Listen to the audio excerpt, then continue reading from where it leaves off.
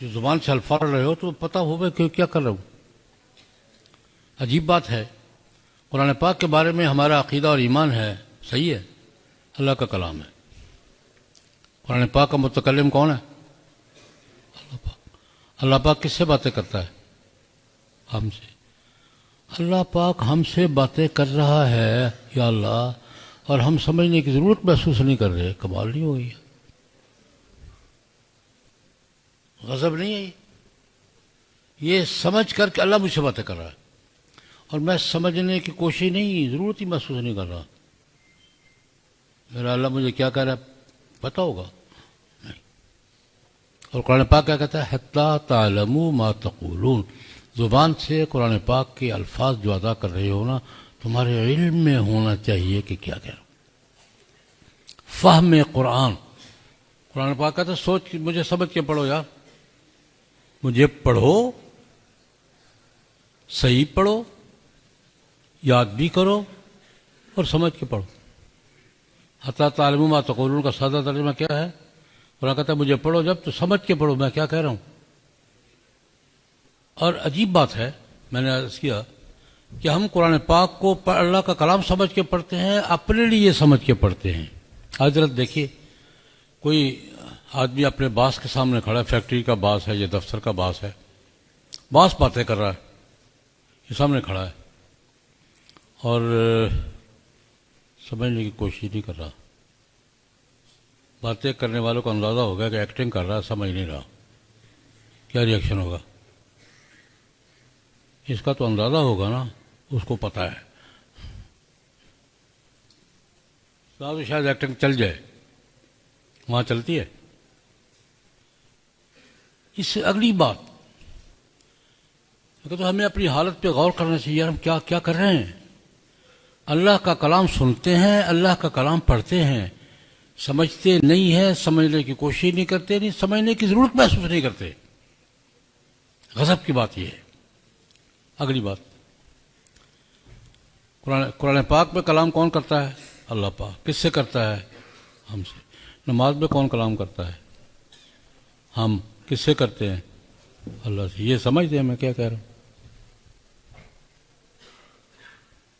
یہ دنیا کا عجیب ترین ڈائلاگ ہے یار. اللہ سے باتیں کر رہا ہوں، اللہ کی باتیں کر رہا ہوں، نہ اس کی سمجھتا ہوں نہ اپنی سمجھتا ہوں. دنیا میں کہیں ایسا کلام سنا ہے؟ کلام کر رہے ہیں، یہ کہہ کہ کلام کر رہے ہیں کہ ہم اللہ سے باتیں کر رہے ہیں. المصلی یناجی ربہ. نمازی اللہ سے باتیں نہیں کرتا، سرگوشیاں کرتا ہے، راز و ریاض کرتا ہے. المصلی یناجی ربہ، راز و ریاض کی باتیں کرتا ہے. اور یہ بھی پتہ نہیں وہ کیا کہہ رہا ہے اور یہ بھی پتہ نہیں میں کیا کہہ رہا ہوں. ایک آدمی باتیں کر رہا ہے اور اپنے آپ کو پتہ نہیں میں کیا باتیں کہہ رہا ہوں، تو ہم اسے کیا کہتے ہیں؟ میں نہیں کہوں گا.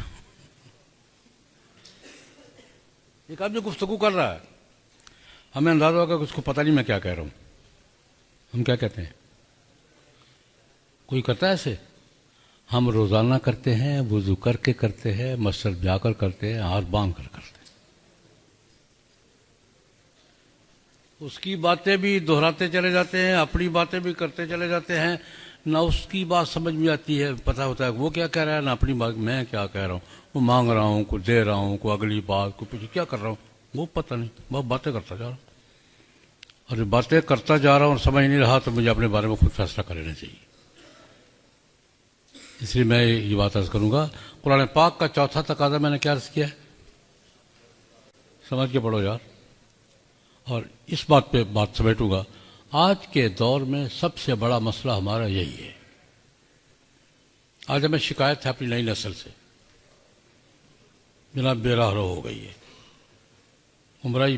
گمراہی پھیلتی جا رہی ہے شکایت کہ نہیں؟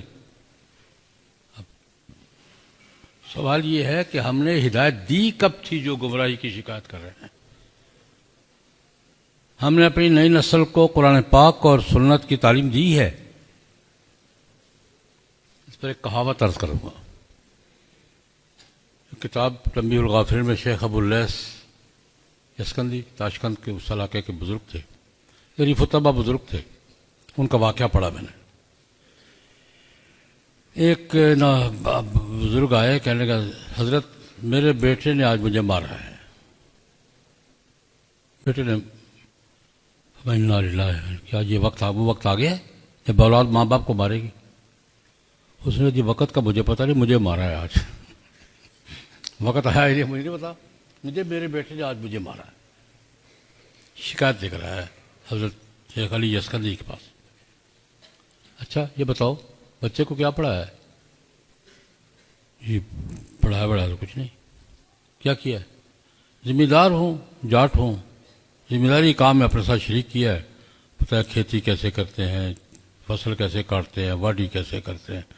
جو فصل کے کام سے سکھائے میرے ساتھ ذمہ داری کرتا ہے. ہمیں کچھ تعلیم والی نہیں، کوئی نہیں. ہمیں خدا کا شکر ادا کرو، صرف ڈنڈا ہی مارا، تمہارا سر نہیں پھاڑ دیا. تم نے انسانوں سے متعارف کب کرایا ہے جو تیرے ساتھ انسانوں والا سلوک کرے؟ انہوں نے بتایا یہ گدھا ہے، اس سے یہ کام لینا ہے، یہ بیل ہے، اس سے یہ کام لینا ہے، یہ کتا ہے، اس سے یہ کام لینا ہے، یہ اس کام آتا ہے، جانور اس کام آتا ہے، بیل اس کام آتا ہے، یہ ہل چلانے کے کام آتا ہے، یہ کنویں پانی نکالنے کے کام آتا ہے، یہ بوجھ اٹھانے کے کام آتا ہے. تم نے جانوروں سے متعارف کرایا اسے. اس کے لیے تو بھی وہی ہے یار. یہ شیخ علی یسکندی بات کر رہے ہیں. گدھے نے بات نہیں مانی، اس کے بعد سر پہ ڈنڈا مار دیا. تو نے نہیں مانی، تیرے سر پہ ڈنڈا مار دیا. تو نے انسانوں سے تعارف کروایا ہو، بزرگوں سے. اپنے آپ سے باپ یہ ہوتا ہے، ماں یہ ہوتی ہے، بزرگ یہ ہوتا ہے، خدا رسول، یہ پتہ اس کو پتہ ہو کہ میں نے کس سے کیا معاملہ کرنا ہے. میں یہ عرض کروں، آج میں یہ بات ہر مجلس پہ کوشش کرتا ہوں کہنے کی، نئی نسل سے ہم یہ شکایت تو کر رہے ہیں کہ یہ بے راہ رو ہو رہی ہے. سوال یہ ہے کہ ہم نے راہ پہ لگایا کب تھا جو شکایت کر رہے ہیں؟ ہم تعلیم دے رہے ہیں ان کو، نئی نسل کو تعلیم دے رہے ہیں. تو جو کہا ہے بھائی، اس سے کیا شکایت کر رہے ہیں؟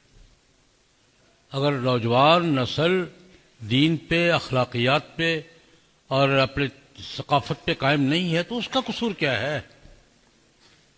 اس لیے میں بات سمیٹ رہا ہوں، کبھی بات نہیں کرتا. میں یہ عرض کروں گا، قرآن پاک کہتا ہے کہ مجھے سمجھ کے پڑھو. اور آج کی ہماری سب سے بڑی ضرورت ہے، میں یہ بات عرض کیا کرتا ہوں، آج بھی عرض کروں گا، ہماری نئی نسل، بچہ ہو یا بچی، لڑکا ہو یا لڑکی، کالج اور یونیورسٹی کے طلباء کو 2 کام آپ کر دیں، ان کے ہمیشہ ہدایت پہ رہنے کی گارنٹی میں دیتا ہوں. اپنے بچے کا قرآن پاک کے ساتھ فہم کا تعلق قائم کر دیں. عقیدت تو ہے، ایمان بھی ہے، محبت بھی ہے، سمجھتا بھی ہے. فہم کا تعلق اس درجے میں کہ پڑھنے والا پڑھتے پڑھتے سمجھ رہا ہو کہ اس آیت میں مجھے کیا کہا گیا ہے. میں بہت جلالین لمبی تفسیر کی بات نہیں کرتا.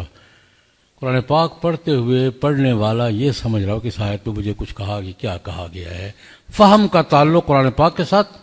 اور جناب نبی کریم صلی اللہ علیہ وسلم کی سیرت طیبہ کی کوئی متوسط سی کتاب اہتمام سے پڑھا دو، اس کو حضور کی سیرت طیبہ کا، سنت مبارکہ کا علم ہو. یہ 2 کام آپ کر دیں، یہ گارنٹی میں دیتا ہوں کہ زندگی میں کوئی اس کو گمراہ نہیں کر سکے. برتن میں تو ڈالوں کچھ نہیں، اور کوئی ڈال جائے تو پھر شکایتیں کروں، وہ برتن میں جی گند پڑا تھا جی. میں نے کیا ڈالا ہے؟ خالی برتن میں تو ہر آدمی ہر چیز، ہر جانور منہ ڈالے گا یار. تو میں نے